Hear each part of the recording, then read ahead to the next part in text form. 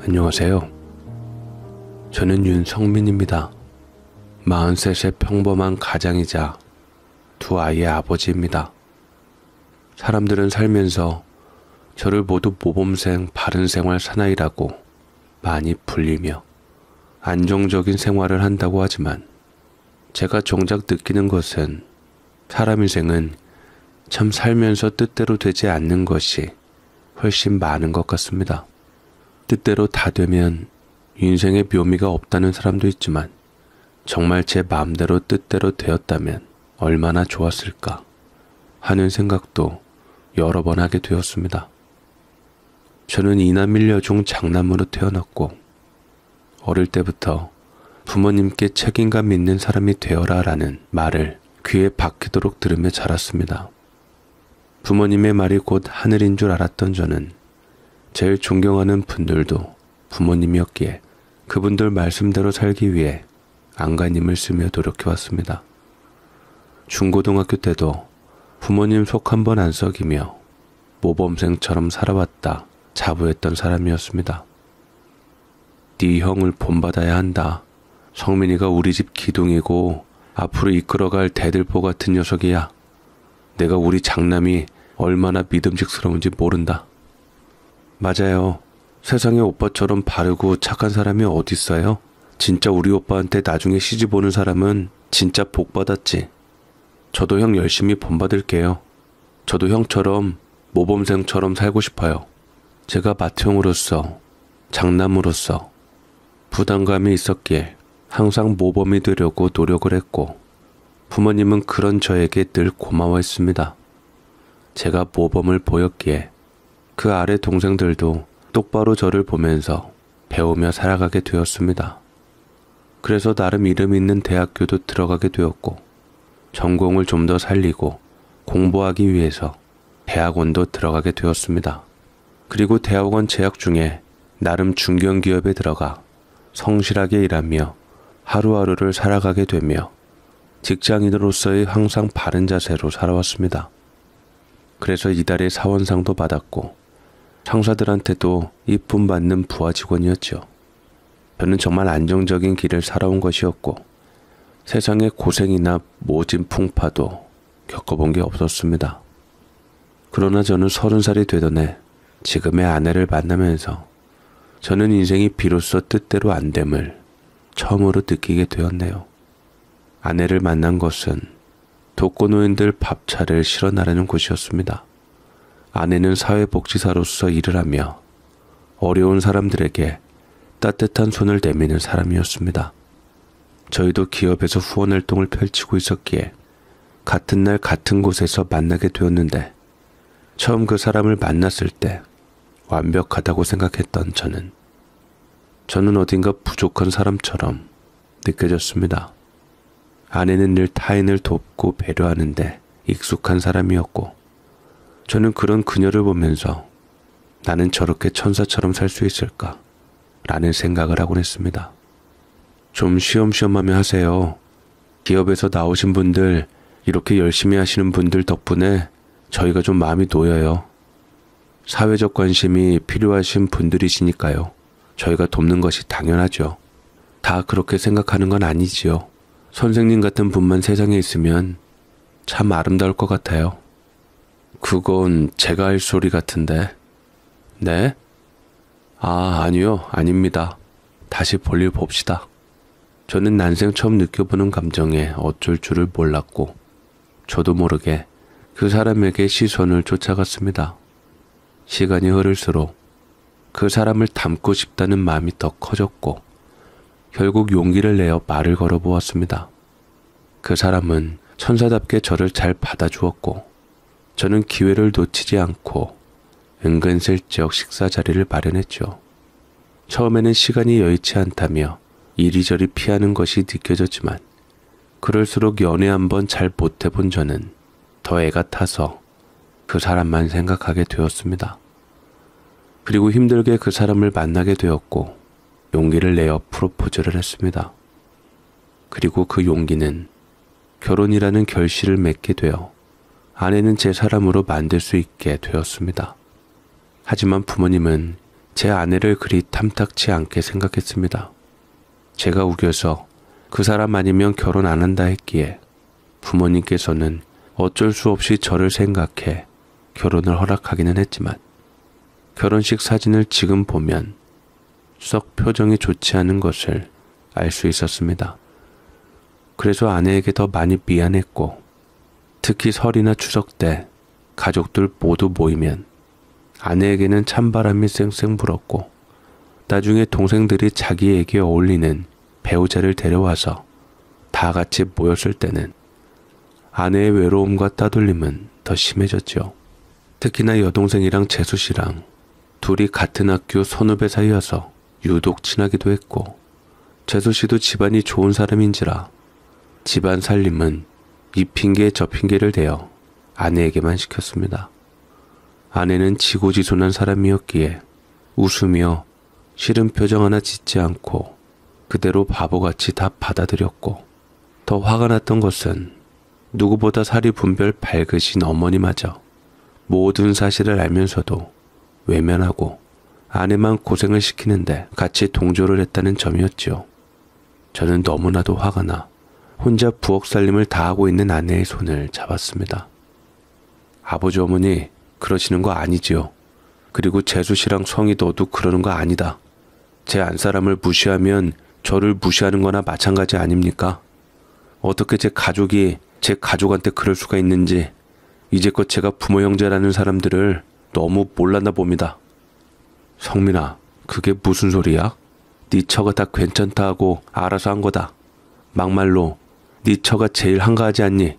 성희는 고등학교 교사라서 할 일이 태산이었고 네 재수 씨는 의사라서 전날 야간 근무를 했는데도 명절날 가족들이랑 같이 쇠겠다고 기껏 왔는데 가족끼리라면 좀 널널하고 한가한 사람이 잘하는 일 하는 게 맞지 않아? 내 안사람이 뭘 잘하는데요? 이 사람도 성이나 재수 씨랑 다 똑같이 바쁜 사람이고 집안일도 그렇게 잘하지 못해요. 못하더라도 열심히 노력하고 애쓰는 모습을 좋게 봐야지.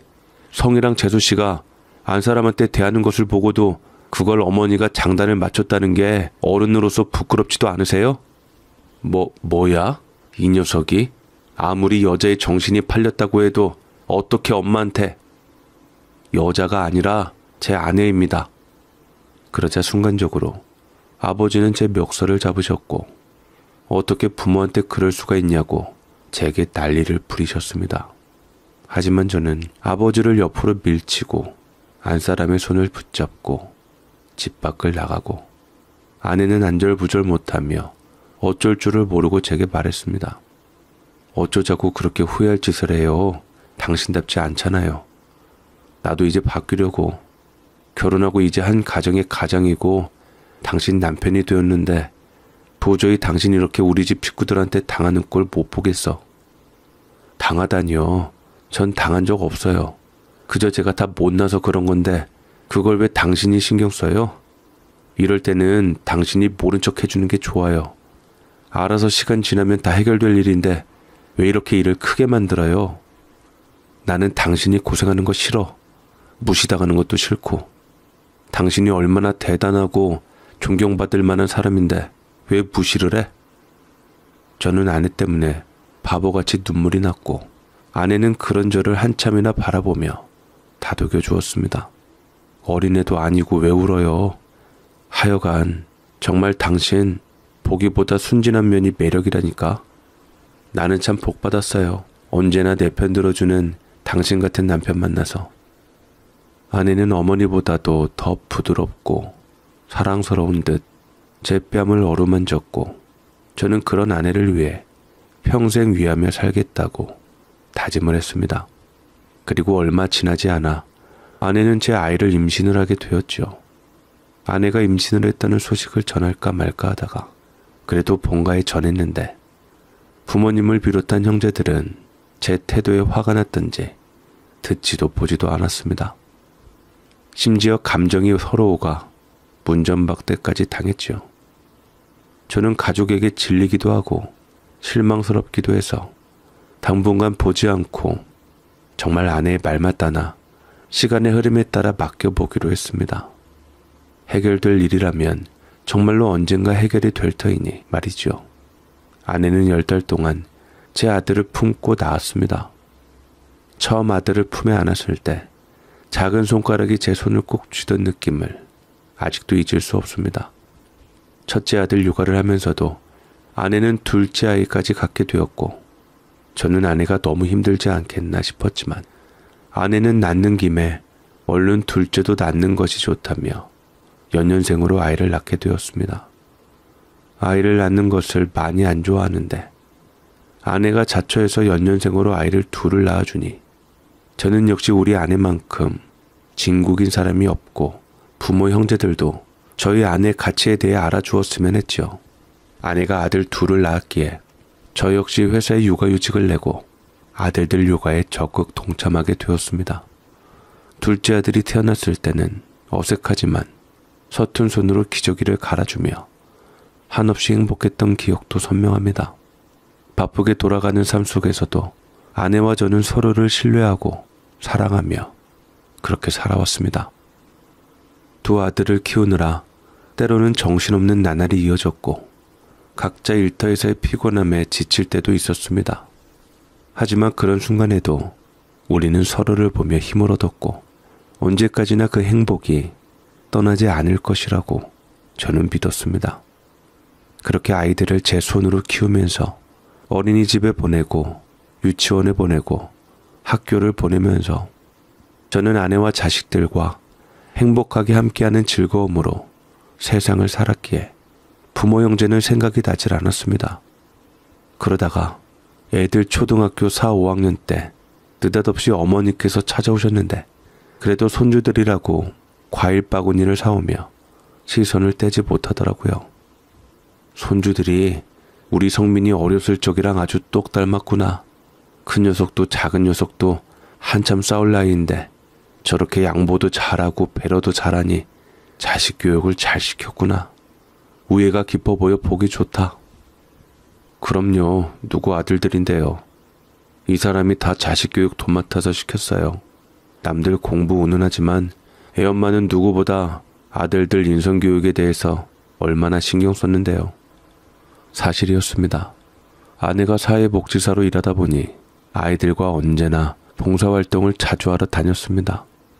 아이들은 처음에 엄마와 가까이 있으려고 손수 자원봉사를 신청했습니다만 언제고부터 봉사의 중요성을 알고 가치에 대해 알아가면서 남을 돕는 즐거움을 느끼게 되었죠.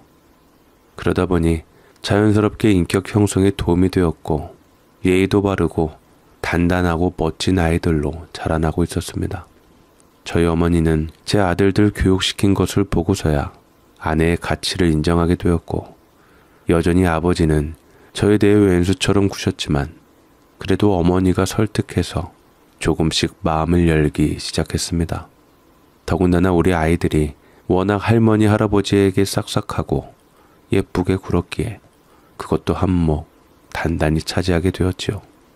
아내는 그것을 보고 활짝 웃으며 제게 확신 있게 말했습니다. 거봐요. 내가 분명히 할 수 있을 거라 했잖아요. 불가능한 건 없어요. 시간이 더 걸릴 뿐이지요. 우리 아이들 덕분에 그것도 그나마 당겼잖아요. 당신이 최고야 정말. 고마워. 우리 부모님 잘 맞아주어서. 당신이라고 마음이 편했겠어요? 나는 고맙지만 나보다 더 오래 함께한 핏줄들인 가족들인데 그동안 나 때문에 가족들하고 등 돌리기나 하고 앞으로 무슨 일이 있어도 다신 그러지 말아요. 알았어. 당신 말 들을게. 저는 그렇게 해서 아내와 아이들 덕분에 골이 깊어진 가족들과 화해를 하게 되었고 이제야 진정한 평화가 찾아왔다고 생각했습니다. 돌이켜보면 제가 간과한 것은 제가 이제껏 겪은 일들 중 부모님과 잠시 보지 않았던 것이 가장 큰 불행이라고 생각했으나 사실은 그건 큰 우산이었습니다. 진짜로 제 인생을 뒤흔들 일은 아직 간도 보여주지 않은 상황이었죠. 그리고 서서히 제 인생을 뒤틀은 일이 찾아오는 것을 저는 모르고 있었죠. 저는 공처가 애처가였고 누구보다 아내에게 진심인 사람이었기에 출근할 때나 퇴근할 때나 항상 아내와 전화통화를 하며 대화를 많이 했습니다. 아내는 라디오 방송처럼 좋은 음성으로 저를 위로해주며 기운을 북돋아주는 비타민 같은 존재였습니다. 그랬기에 저는 항상 아내의 목소리를 듣고서 위안을 찾고 언제나 아내에게 모든 것에 대한 비밀을 감추지 않았죠. 제가 그랬으니 아내도 당연히 그럴 것이라고 생각을 했습니다. 우리 부부 사이는 비밀이 없을 것이라고 생각을 했죠. 퇴근길에 저는 언제나 아내에게 집에 가는 중이야. 뭐 필요한 거 있어? 라는 문자를 보냈는데 그날따라 답장이 오지 않았습니다. 무슨 일을 해서 잘 못 받나 싶어 전화를 걸었는데도 전화를 받지 않았습니다. 뭔가 허전한 느낌이 들었죠. 평소 같으면 전화를 못 받는다면 못 받는다고 얘기를 하거나 괜찮아 조심히와 같은 짧은 답장이 왔을 텐데 그날따라 아무런 응답이 없었습니다. 잠깐 이상하다는 느낌이 들었지만 아내도 사람이니 어쩔 수 없이 대수롭지 않게 생각하고 집으로 향했습니다. 여보, 나왔어. 저는 도어락을 문을 열고 들어오는 순간 뒤로 놀라서 물러서고 말았습니다. 집에 도착하자마자 제 눈앞에 펼쳐진 광경은 평생 잊을 수 없는 것이었습니다. 제가 집에 도착하고 문을 연 순간 아내는 거실 바닥에 쓰러져 있었습니다. 애들은 엄마가 자고 있는 줄 알았는지 TV를 보며 저희들끼리 노닥거리고 있더라고요. 저는 그 장면을 본 순간 머릿속이 하얘졌습니다. 여보 정신 차려봐. 여보, 얘들아, 엄마 쓰러졌는데 니들 지금 방에서 뭐하고 있어? 정신 차려 여보. 저는 급히 아내를 흔들었고 아이들은 엄마가 쓰러졌다는 얘기에 놀라서 얼른 방 밖으로 나왔고 둘째 녀석은 핏기 없는 아내의 모습을 보고는 무서워서 울음을 터뜨렸습니다. 아무래도 애들이 발견 못한 것을 보면 쓰러진 지 오래된 것 같지 않았습니다. 허나 아내의 차가운 손을 만진 제 손은 덜덜 떨렸고 심장은 터질 듯이 뛰었습니다. 손에 쥐고 있던 휴대전화로 떨리는 손가락을 간신히 움직여 119를 눌렀습니다. 얼마 지나지 않아 구급차가 도착했고 저는 아내의 손을 꼭 잡은 채 병원으로 다급히 향했습니다. 괜찮을 거야 라는 말을 몇 번이나 되뇌었지만 병원에 도착한 후 의사의 표정을 보고 저는 알았습니다. 이미 돌이킬 수 없는 일이 되어버렸다는 것을 말이죠. 아까 잡은 손이랑 몸이 더 차가워져 있었고 저는 제발 한 사람 좀 살려달라고 의사 바지가랑이를 붙잡고 물고 늘어졌습니다. 제발 제 아내 좀 살려주세요. 전 이 사람 없으면 못 살아요. 제가 신이라면 환자분을 당연히 살려드리고 싶습니다만 저는 신이 아니라 의사라서요. 죄송합니다.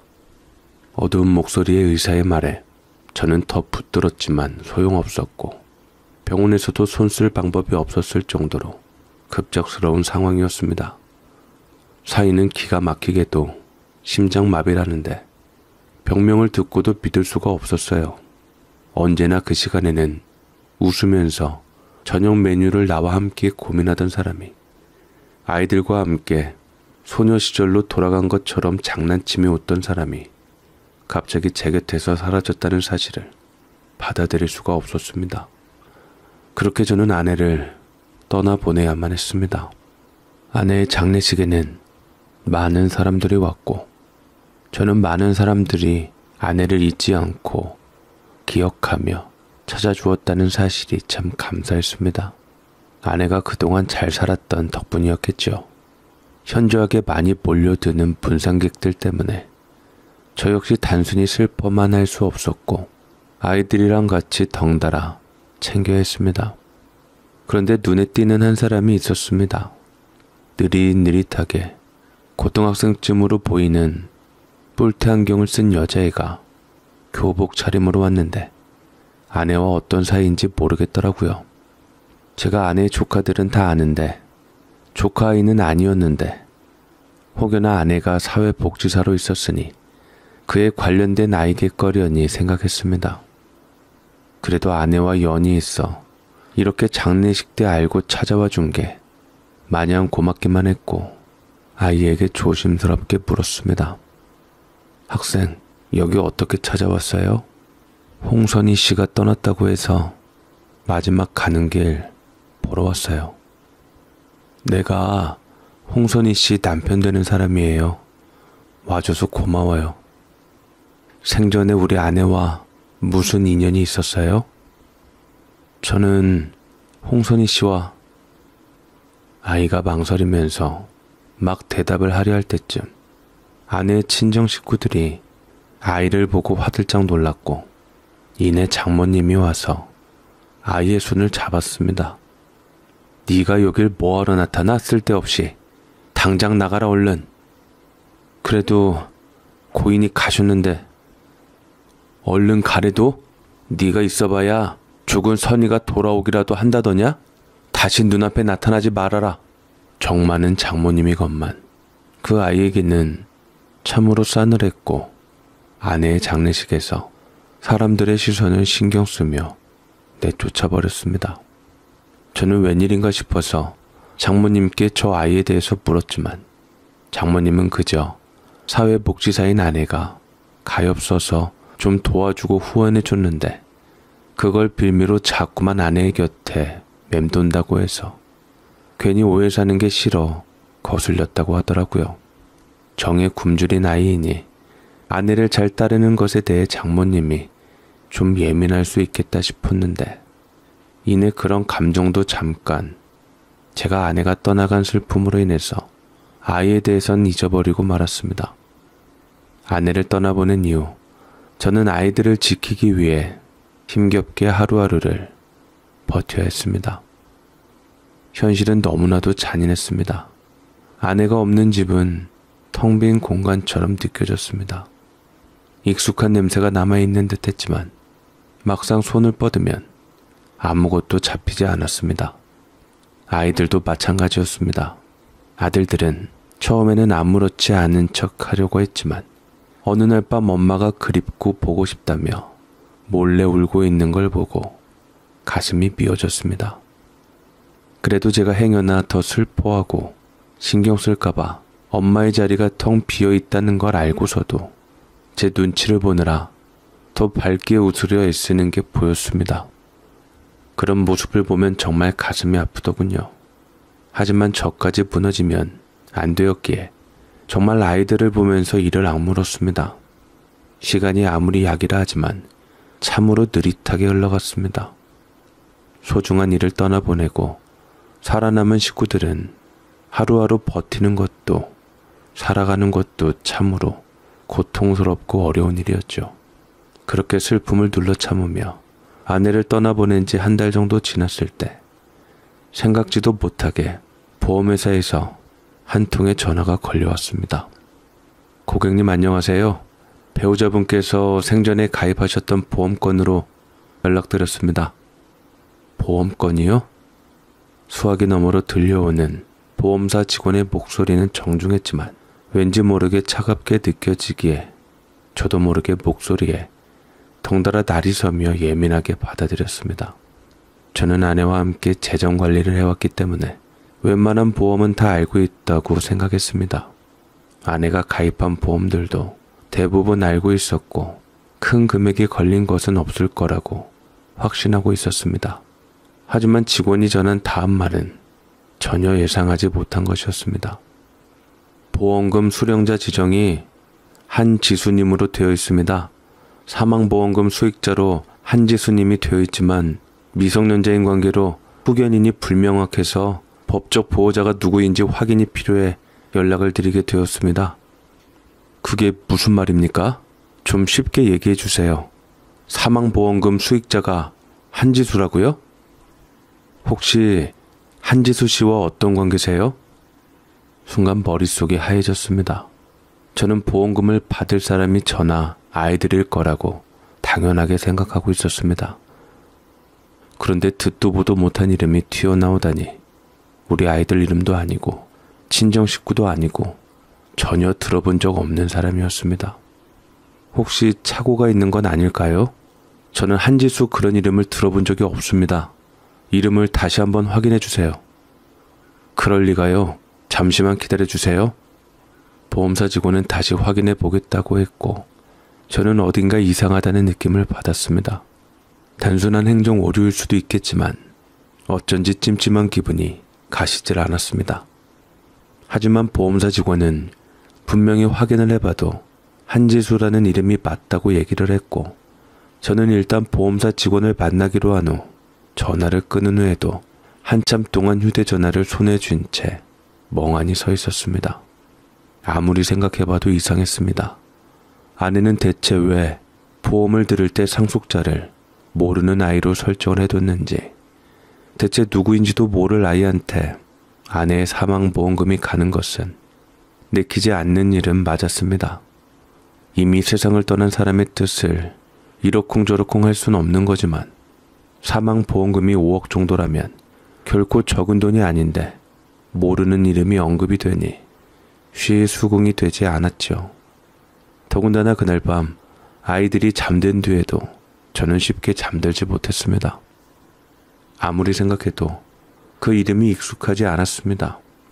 모두 다 부부끼리 이를 비밀 없이 알고 있다고 생각했는데 아내가 나에게 말하지 않는 무언가가 있었던 걸까? 단순한 실수일까? 그렇게 불안한 생각들이 꼬리를 물던 차에 저는 책상 앞에 앉아 아내의 유품을 하나씩 꺼내놓고 있었습니다. 아내가 평소에 사용하던 다이어리, 수첩, 봉투에 담긴 각종 서류들, 그리고 서랍 깊숙이 놓여있던 낡은 파일까지 한 장 한 장 넘길 때마다 익숙한 아내의 필체가 눈에 들어왔습니다. 아내는 꼼꼼한 사람이었습니다.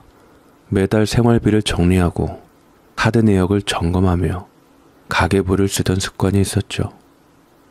그런데 그 중에서 유독 낯선 문서가 눈에 띄었습니다. 서류 뭉치 사이에 끼워져 있던 얇은 종이 한 장. 그것은 은행 계좌 명세서였습니다. 하지만 이상했습니다. 제가 모르는 계좌였습니다. 그 계좌에서 매달 일정한 금액이 송금되고 있었고 그 돈의 용처는 분명했습니다. 지수 학원비, 지수 병원비, 지수 생일선물. 지수? 설마 보험사 직원이 말한 그 한지수를 말을 하는 걸까? 손에 든 종이가 바들바들 떨렸습니다. 숨이 가빠졌습니다. 이름이 틀림없었습니다. 보험금 수령자로 지정되어 있던 그 한지수와 동일한 이름이었기에 저는 보험사에 전화를 걸어 다시 한번 확인을 요청했습니다. 다시 한번 그 수령자가 누구인지 확인해 줄 수 있나요? 고인과의 관계는 어떻게 되어 있나요? 제 목소리는 차분한 척을 하려 했지만 속은 이미 엉망이었습니다. 어젯밤 아내가 남긴 계좌 내역을 본 이후로 머릿속이 복잡하게 얽혀 있었습니다. 잠시의 정적 후에 보험사 직원은 망설이는 듯 하다가 조심스럽게 답이 돌아왔습니다. 네, 한지수님은 고인이 되신 아내분, 자녀분으로 되어 있네요. 뭐라고요? 자녀라고요? 네, 한지수 씨가 바로 아내 홍선희 씨의 자녀됩니다. 이게 대체 무슨 말인가?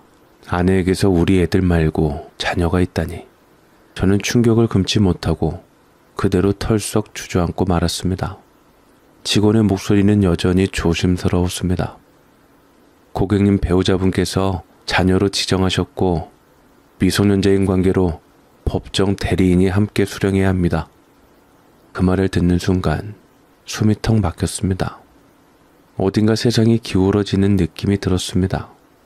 심장이 뚝 떨어지는 기분. 생전 보도 듣지도 못한 아내의 딸이라니. 내 아들들 말고 또 다른 아이가 있었다니 듣고서도 믿을 수가 없었습니다. 충격이 그야말로 상당했죠. 아내에게 또 다른 아이가 있었다. 그리고 나는 그 사실을 전혀 모르고 있었다. 머릿속이 혼란스러웠습니다. 그 순간 저는 손에 쥔 서류를 던지듯 내려놓고 자리에서 벌떡 일어났습니다. 머리가 깨질 듯이 아팠고 가슴이 답답해졌습니다.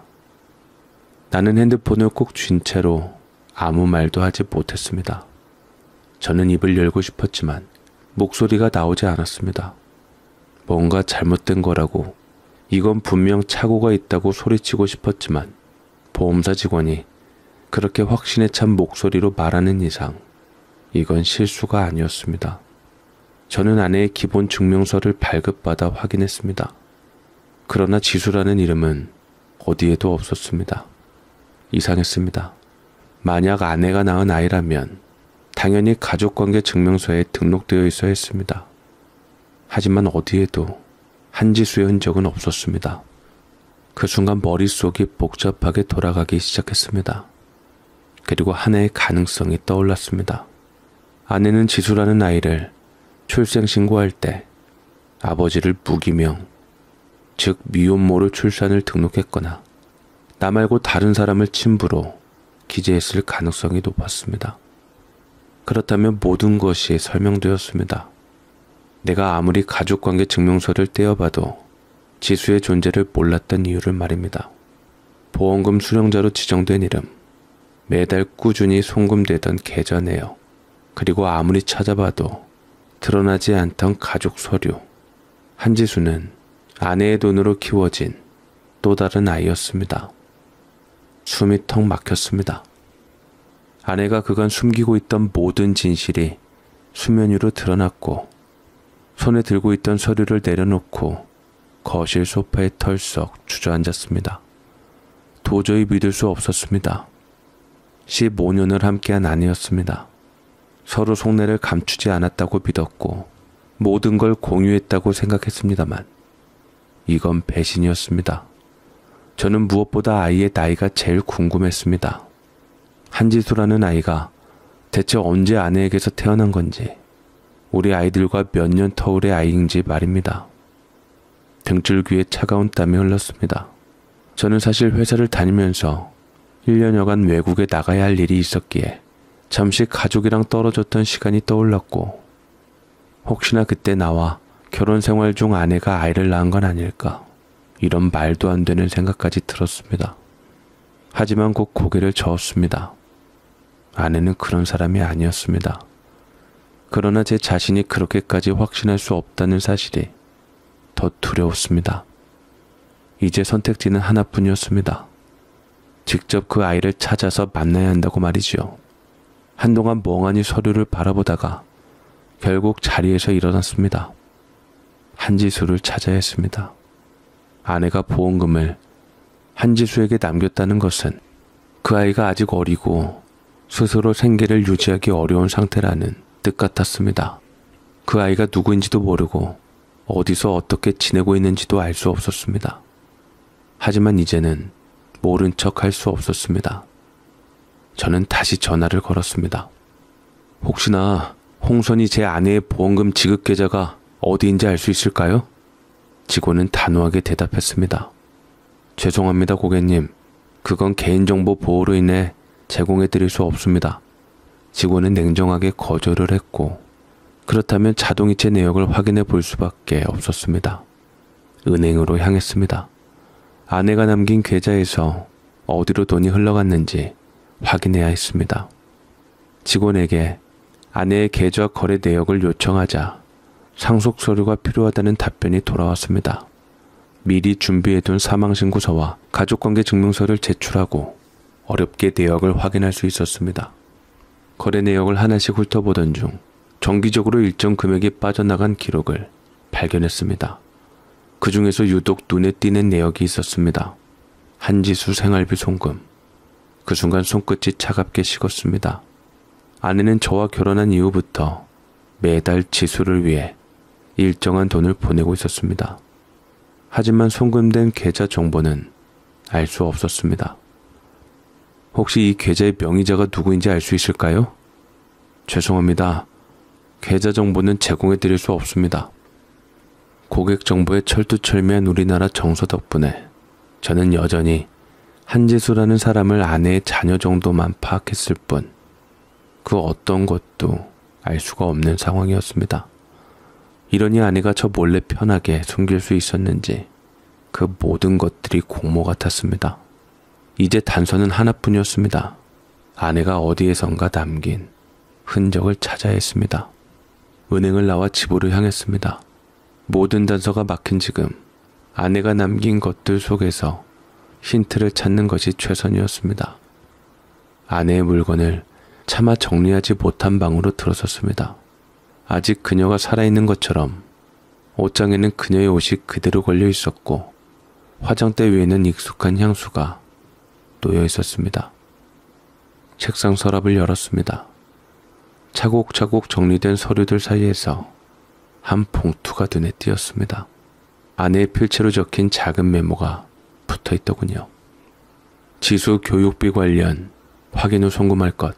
손이 떨렸습니다. 봉투를 열어보았습니다.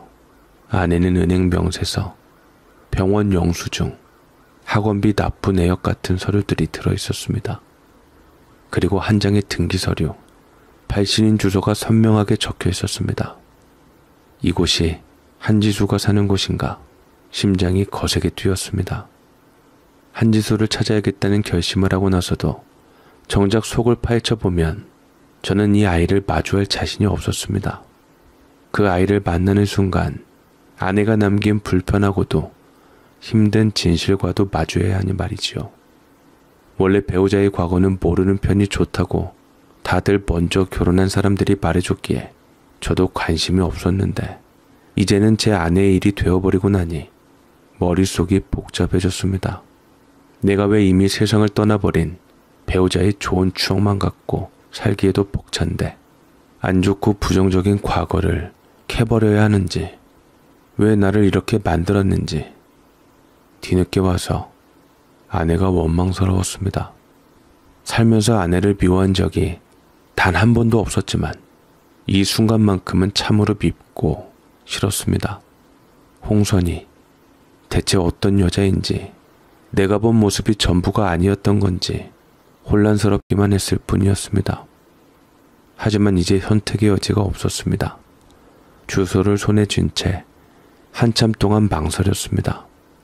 집을 나서야 하는데 발걸음이 떨어지지 않았습니다. 이 문을 나서는 순간 나는 아내가 숨긴 마지막 비밀과 마주하게 될 것입니다. 그 비밀이 무엇이든 나는 되돌아갈 수 없었습니다.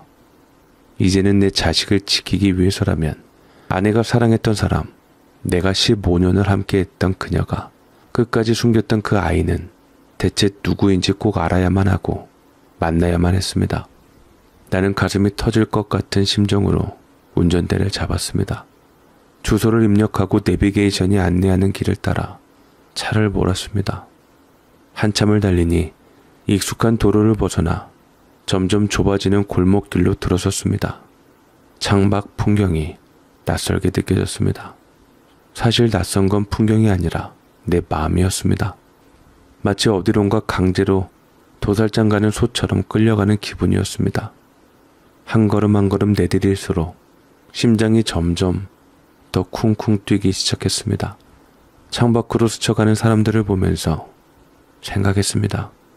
저한테는 참으로 낯선 풍경이지만 아내에게는 익숙한 풍경이었겠지요. 자기 아이가 있는 곳이니 안전한 지리 쪽으로 잘 살폈겠지요. 이 거리를 아내도 걸었을까요? 이곳에서 아이와 함께 시간을 보냈을까요? 내가 몰랐던 아내의 또 다른 삶이라니, 내가 어떻게 모를 수가 있는 아내의 삶이 있었던 건지 인정하고 싶지 않았습니다. 나를 속이고 거짓된 삶을 숨긴 채 내 옆에서 미소 짓고 내 아이들을 품에 안아주던 사람이 바로 제가 사랑하던 홍선이라는 여자였기에 나는 더 인정할 수 없었습니다. 나는 아내를 평소 뼛속 깊이 누구보다 잘 알고 생각했건만 그것마저 모두 부정당하는 느낌이 들었습니다. 나는 정말 아내라는 사람에 대해서 잘 알고 있었던 걸까?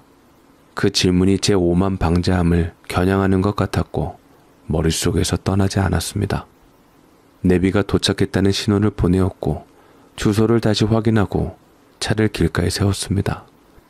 뜻밖에도 아내 아이가 살고 있는 건물은 생각보다 더 허름했습니다.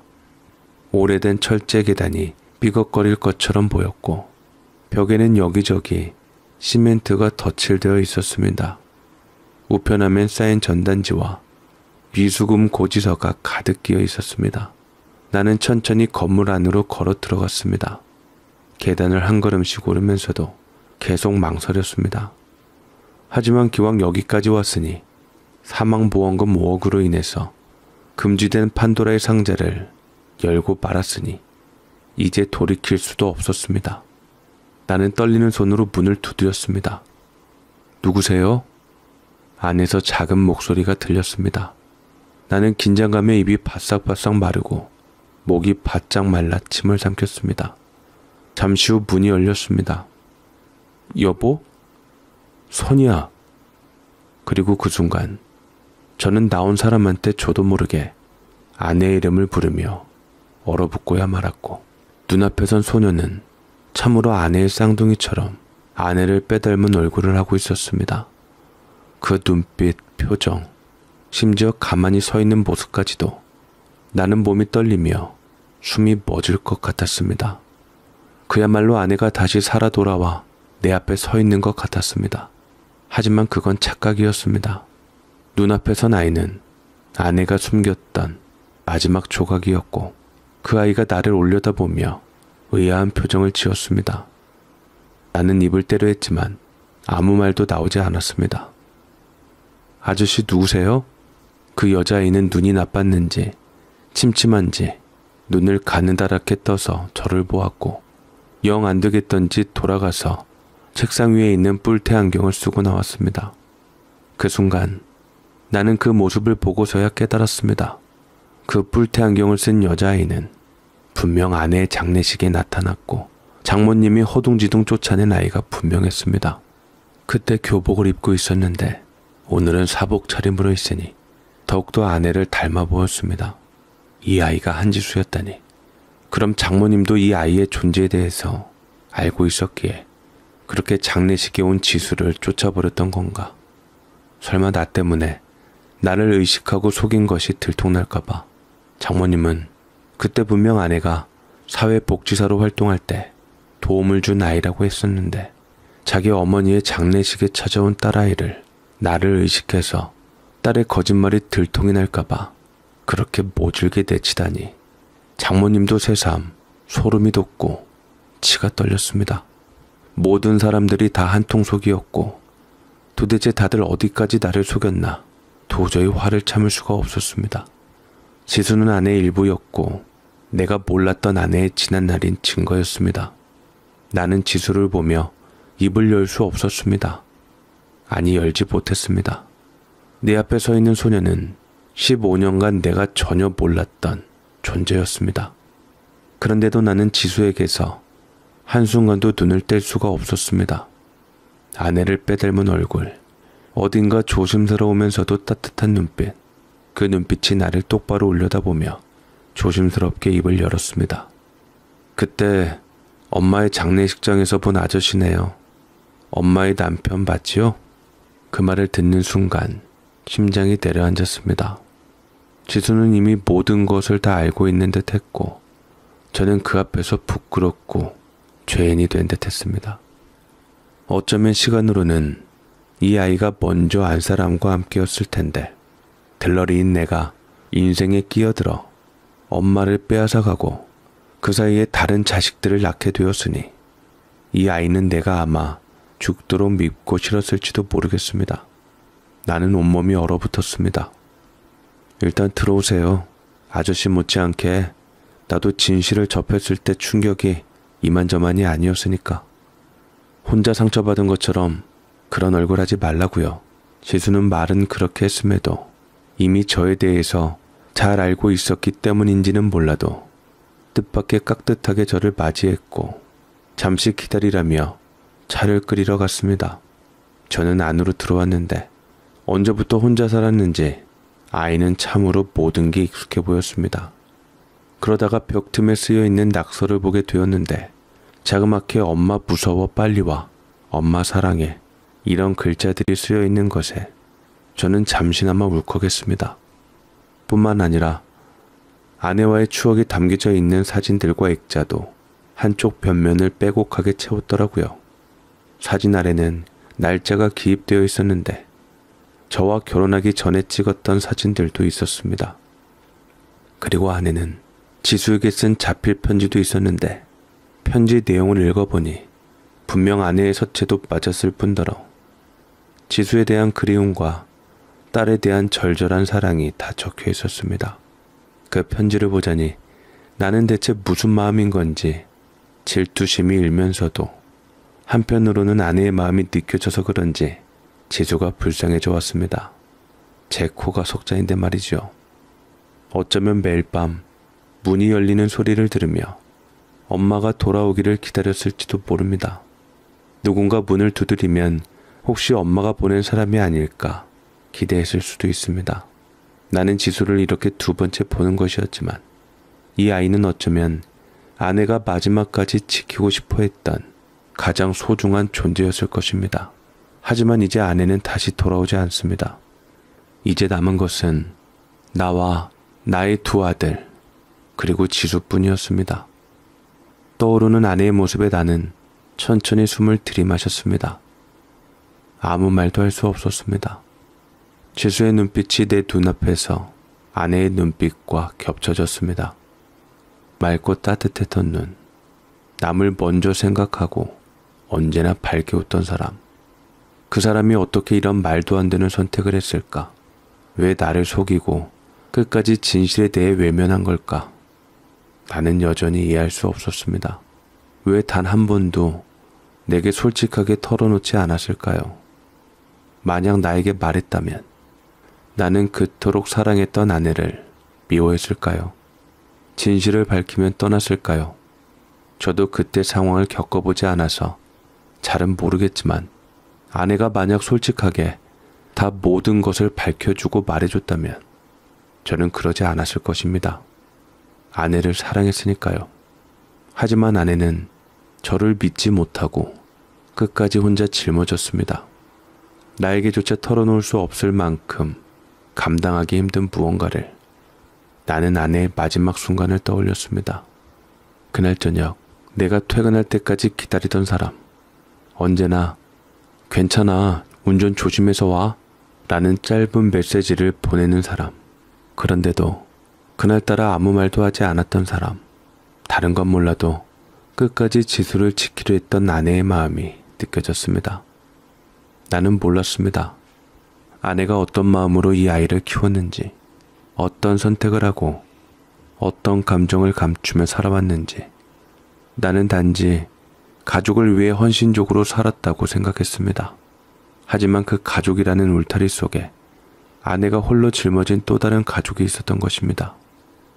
내가 이런저런 복잡한 생각을 하고 있을 때 지수는 차를 끓여서 내왔고 저는 그 차를 받아 마셨습니다. 차 향이 무척이나 좋았고 이건 아내가 무척이나 좋아하는 허브티였습니다. 집에서도 늘 우려서 마셨던 차를 지수도 좋아했었던지 하필 그 차를 내왔습니다. 엄마가 자주 오는 편은 아니었어요. 내가 크는 동안 항상 저는 엄마를 많이 기다렸어요. 엄마가 거느릴 가족들이 너무 많은 것도 원망스러워서 때를 썼다가 엄마가 한동안 오지 않아서 그 다음에는 부담 주지 않았던 것 같아요. 내가 아무리 노력해도 엄마는 아저씨와 아저씨 아들들만 챙겼던 사람이에요. 지수 나름대로 아내에게 많은 상처가 있는 듯 했고 자기가 어떻게 살았는지 숨기지 않고 얘기를 해주었습니다. 저 원래 고아였어요. 엄마가 원래 결혼하려던 사람이었는데 저를 가진 것을 알고 친아버지라는 사람은 엄마를 버렸대요. 그래서 엄마가 저를 혼자 낳았는데 외할머니가 엄마 앞길 망친다고 저를 보육원에다 가져다 준 거예요. 그래서 저는 어렸을 때는 엄마가 누군지도 모르고 고아원에서 컸는데 엄마가 저 초등학생 때인가 찾으러 왔더라고요.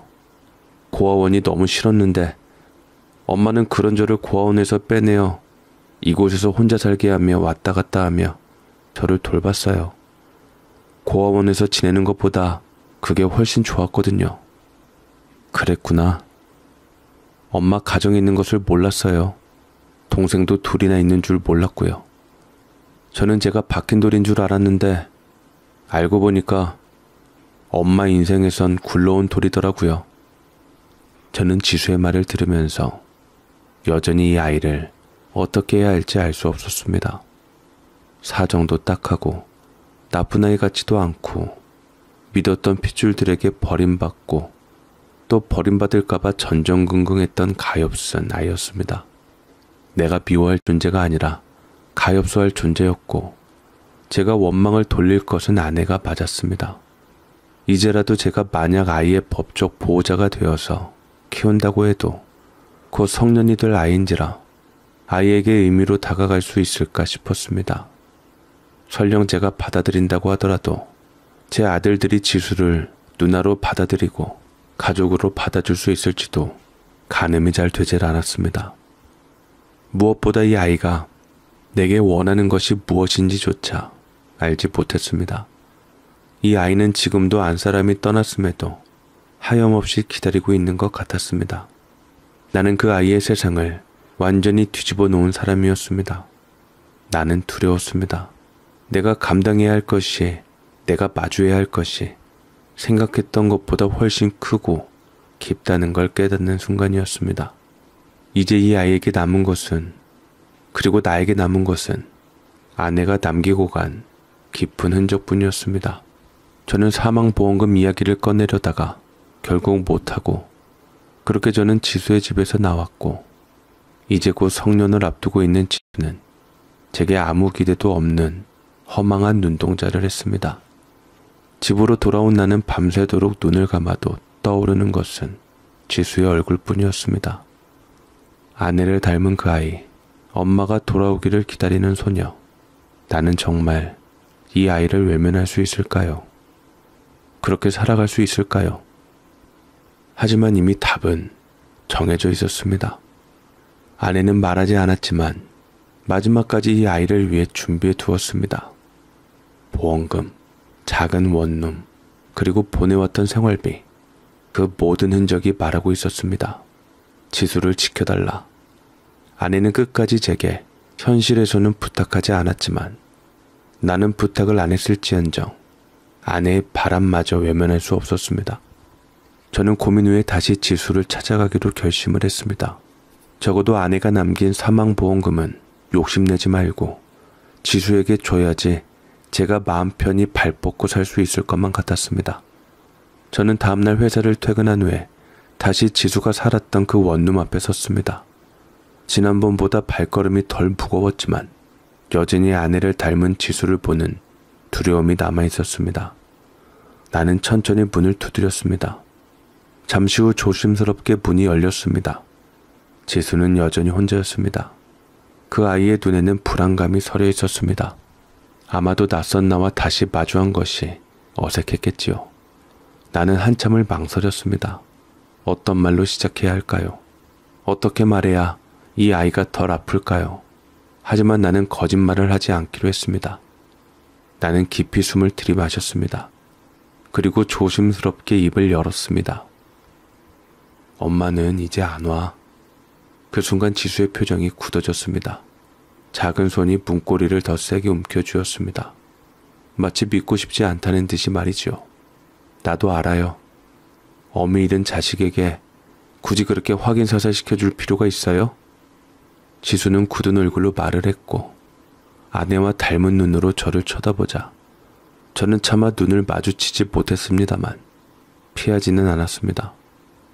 하지만 너 혼자 있을 필요는 없다고 전해주러 왔어. 너한테 전해줄 것이 있는데 언제 한번 아저씨네 집에 가서 동생들도 한번 보고 좋은 시간 보낼래?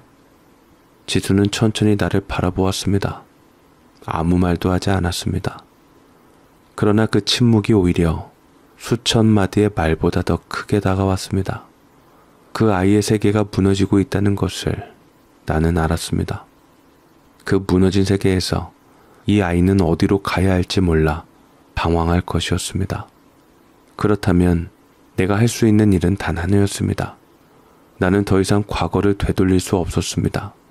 아내를 원망해봐야 그녀는 돌아오지 않습니다. 진실을 되돌리고 싶어도 이미 너무 늦었습니다. 그렇다면 이제 내가 해야 할 선택은 하나뿐이었습니다. 나는 모든 걸 가슴에 묻고 이 아이를 성년이 될 때까지 제가 돌보기로 결심을 했습니다. 새로운 인생의 시작이나 마찬가지였고 제게는 큰 용기가 필요했습니다. 지수는 여전히 말이 없었습니다만 저는 느꼈습니다. 이 아이도 혼자고 나 또한 혼자라는 것을, 우리 둘 다 원치 않았던 상실 속에서 남겨졌다는 것을. 나는 조용히 손을 내밀었습니다.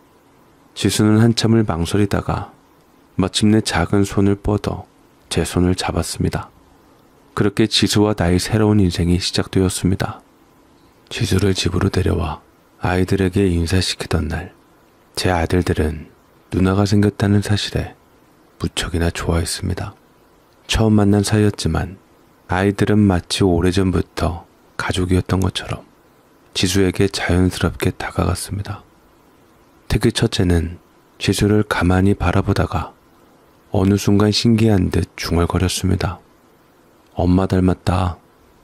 그 말에 둘째도 지수를 한참 올려다보더니 이내 까르르 웃으며 말했습니다. 우리 누나야? 진짜? 지수는 처음엔 어색한 듯 표정을 숨겼습니다.